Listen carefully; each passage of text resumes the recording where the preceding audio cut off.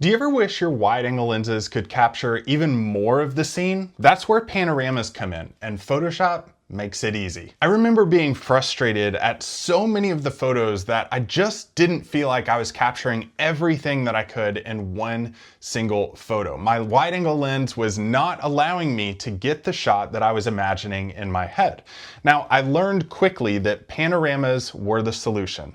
Panoramas are the trick to capturing wide scenes for dramatic landscape photography. Now, it was this feeling of frustration that led me to learning how to stitch panoramas and doing it the right way. There's definitely a wrong way, but I like to teach the right way. And I do so in a full course in Landscape Photography University called the Panoramas Masterclass. That course is on sale right now for $97. However, you could also get 15 courses for the same price of $97 by enrolling in Landscape Photography University. Now, if you break that down, that's 15 courses for just like $8, which is less than you usually spend on coffee in one day. So I was at this scene in Vesterhorn in Iceland, and I was trying to capture this wide scene, but I felt like I wasn't allowed to do that with the lens that I was using. Yes, it was a really wide lens, but I felt like I was leaving a little bit on the table, if you know what I'm saying.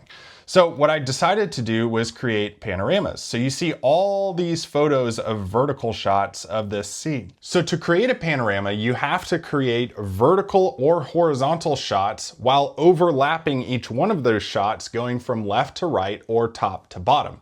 Here's what I mean. If you're going for a horizontal panorama, you take vertical shots with your camera going from left to right, panning across with an even horizon line, and overlapping each one of those photos so that Photoshop can read those and stitch those together in a panorama. Now, if you want a panorama that is vertical, you take horizontal shots from top to bottom doing the exact same thing, and you stitch those into a vertical panorama. Here I have several photos selected out. You can see these stars on each one of these photos, which is the ones that I'm going to use for this panorama stitch. Now, to create this panorama in Photoshop, super easy to do. Select the first photo, hold down your Shift key and select the final photo, right click and go to Edit In, go down to Merge to Panorama in Photoshop. Now, these are going to merge in Photoshop so that you can create seamless panorama photo that is wide, beautiful, and all natural. When Photoshop opens up, it's gonna ask you this question in this photo merge window, and it's gonna say, what layout do you want these to be in? Now, the layout is gonna be auto, perspective, cylindrical, spherical, collage, or reposition. I found that auto always does the best job. Perspective and spherical just distorts the edges and center just a little bit too much for me and makes it look a little bit funky. So I've always just selected auto, and it's done a fantastic job. Once you have that selected, just hit OK, and Photoshop is going to start merging these together. Now you see the action going on right here. It's loading each one of these photos as a layer in Photoshop so it can stitch those together from left to right. Once it finishes, it's going to align those layers and give you the finished product. Now, the finished product isn't going to look like you expected it to, but there's a quick and easy fix to that. If I look at this photo, here's what it actually looks like. And you see I have a ton of foreground down here in the image and a ton of sky. It's a little bit distorted, and I have these weird checkerboard things on the top and the bottom.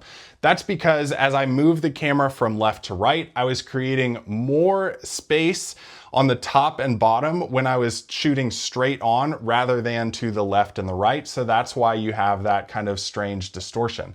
All you need is a quick crop to this image. So I'm just gonna go to File, Save, and that's going to save over into Lightroom, and I can crop it over in there. So you see it placed my file right here in Lightroom. I'm just gonna double click on that, go to Develop, Crop, and I'm just going to crop this down to the right perspective that I want it to be in. Now, I'm in kind of like more of a 1:1 square aspect ratio right now. I'm gonna switch that up to a 9:16 or 16:9 because I feel like that really supports the feel of a panorama much, much better. So I have a super wide scene here. I'm just gonna crop this out by hitting Enter, and there is my entire panorama scene where I'm able to get from left to right a seamless transition all the way across. Now, I will show you a quick edit to make this a little bit better. I'm just gonna increase the contrast here. Highlights and shadows, I'm gonna drop just a little bit. Shadows I'll drop down. It's a pretty fairly exposed photo. I'll increase the clarity a little bit, the vibrance more than the saturation because it's more of a subtle effect.